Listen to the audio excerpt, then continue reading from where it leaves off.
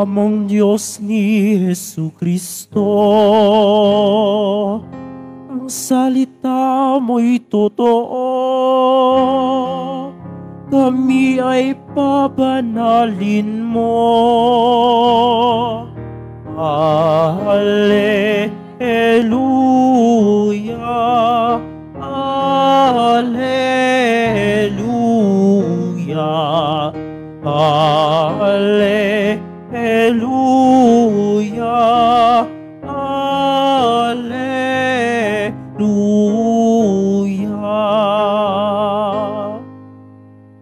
Sumainyo ang Panginoon. At sumaiyo rin.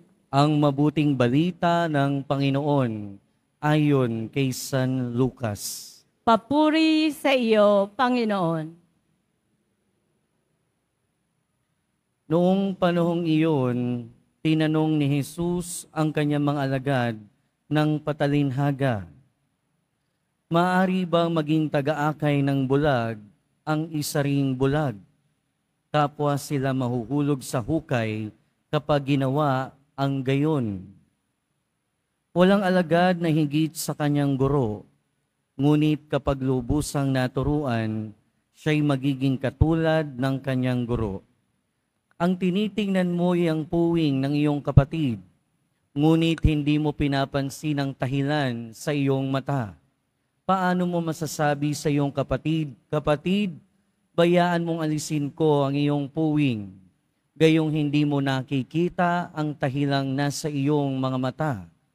Mapag-imbabaw, alisin mo muna ang tahilan sa iyong mata at makakikita kang mabuti, sa gayoy maaalis mo ang puwing ng iyong kapatid." Mga kapatid, ang mabuting balita ng Panginoon. Pinupuri ka namin, Panginoong Hesukristo. Magsayo po muna po ang lahat. Magandang umaga po sa inyong lahat. At welcome po sa Minor Basilica and National Shrine of Jesus Nazareno. Araw ng Biyernes, at Biyernes ay araw ng ating pagdedebosyon sa ating mahal na poong Jesus Nazareno. Kaya nararapat lamang na bigyan natin siya ng malakas na papuri.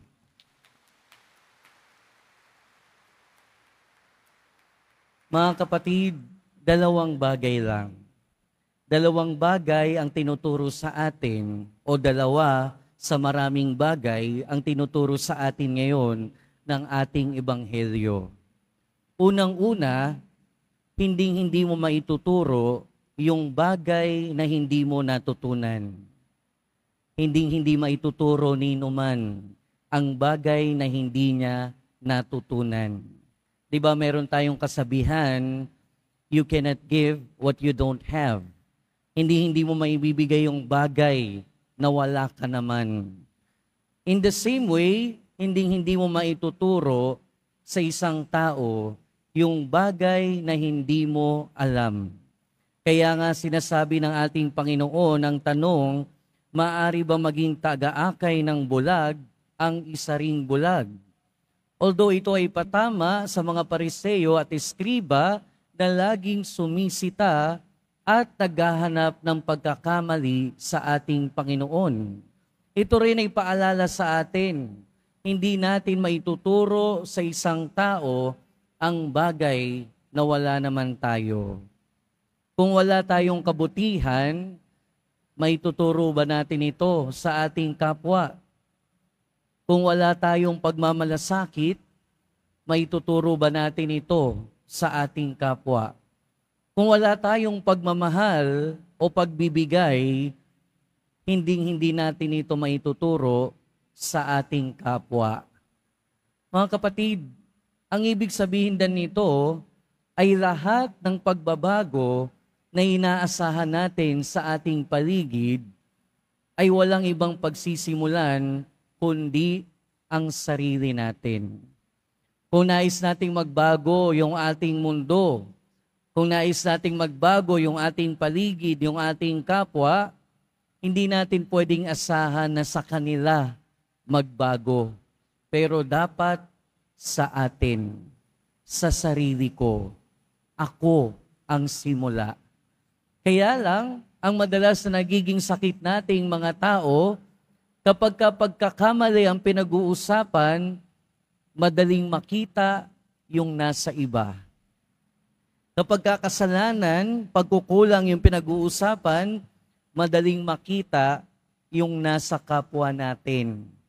Pero kapag tama ang pinag-uusapan, kapag wasto ang pinag-uusapan, mas madaling makita yung sarili natin.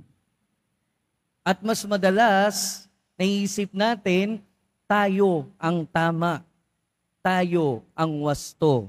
Kaya di rin natin makita yung sarili nating pagkakamali.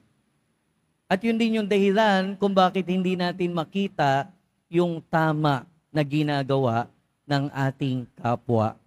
At ito yung paalala sa atin ng ating Panginoon, na kung pakikinggan natin, parang nagbibiro ang ating pong Jesus Nazareno sa pangungusap na to. Na sinabi niya, ang tinitignan mo yung puwing ng iyong kapatid, ngunit hindi mo pinapansin ang tahilan ng iyong mata. Alam niyo ba kung ano yung tahilan? Ang tahilan ay wooden beam. Ibig sabihin, malaki talaga, kasing laki ng troso. So ibig sabihin, ito ay exaggeration. Meaning, paano mo nga naman talaga makikita yung puwing ng iyong kapwa kung meron kang tahilan, kung meron kang troso sa iyong mata? Of course, ito ay pagmamalabis, pero ang ibig sabihin, bago tayo mangutya, bago tayo maghusga, bago tayo mag-criticize sa ating kapwa, make sure na tayo ay walang ginagawang masama. Make sure na tayo ay walang ginagawang pagkakamali. Pero ang bottom line nito, mga kapatid, walang sino man sa atin ang may karapatan na magkritiko ng ating kapwa. Walang sino man sa atin ang may karapatan na maghusga ng ating kapwa. Dahil lahat tayo, kahit gaano kabait ang isang tao, kahit gaano kabait at kabuti ang isang tao, meron pa ring pagkakamalian. In the same way, kahit gaano kasama ang isang tao, meron pa ring kabutihan na nananatili dyan. Sino lang naman yung merong karapatan na manghusga? Walang iba, kundi ang ating poong Jesus Nazareno. Hindi ba kabalintunaan din yan? Yung tao na walang ginawang pagkakamali, yung tao na walang ginawang kasalanan, siya pa yung merong karapatan na manghusga sa kapwa. Pero siya na merong karapatan na manghusga sa kanyang kapwa, siya rin yung hindi nanghusga sa kanyang kapwa. Kaya nga, di ba, sa mga pagpapagaling ng ating Panginoon, sa mga pakikisalamuhan niya, sa mga itinuturing na makasalanan, ito yung pinakita niya. Siya na malinis, siya na walang bahid ng kasalanan, siya na maayos, siya pa yung hindi naghusga, siya pa yung hindi nagkritiko sa kanyang kapwa. At ito yung pinapakitang halimbawa sa atin ng ating Panginoon. Kung siya na merong karapatan na manghusga ng kapwa, sino ba tayo para manghusga ng kapwa? Siya na malinis ang pamumuhay, walang kasalanan, at may karapatan na pumansin sa kasalanan ng iba, sino ba naman tayo na merong pagkakamali at merong pagkakasala? Mga kapatid, sa pagpapatuloy ng ating buhay, dalawa sa mga mensahe ng ating ebanghelyo ang sana baunin natin ngayon. Una, hindi natin maituturo sa ating kapwa ang bagay na wala tayo. Kung wala tayong kabutihan, kung wala tayong pagmamahal, kung wala tayong pagbibigay, hindi natin ito maituturo sa ating kapwa. Kaya kung wala tayo ng mga bagay na yon, huwag nating asahan na magkakaroon nun ang ating kapwa. Ang lahat ng kabutihan sa mundo ay nagsisimula sa sarili. Sa akin, ako ang simula ng kabutihan.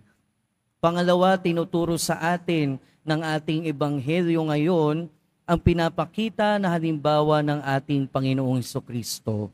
Bago tayo magkritiko sa ating kapwa, bago natin pansinin ang pagkakamali at kasalanan ng ating kapwa, siguraduhin muna natin tayo ay walang bahid ng kasalanan. Kaya ang bottom line nun, wala din tayong karapatan na manghusga sa ating kapwa. Pero pinapakitaan tayo ng halimbawa ng ating Panginoon. Siya na mayroong karapatan na magwasto at magtama ng kapwa, hindi niya ginawa. Sana ganun din tayo. Lagi nating tularan ang ating mahal na Poong Jesus Nazareno. Amen.